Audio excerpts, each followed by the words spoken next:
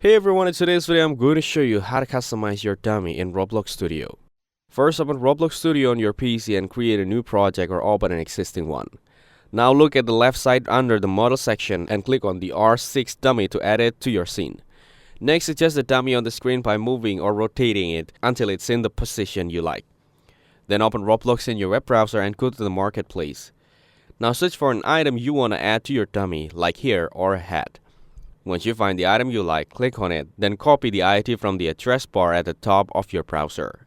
It's a number at the end of the URL. Now go back to the Roblox Studio.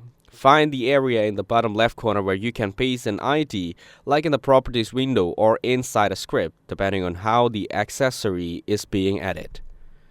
Remove the old ID if there is one, and paste the new one you just copied.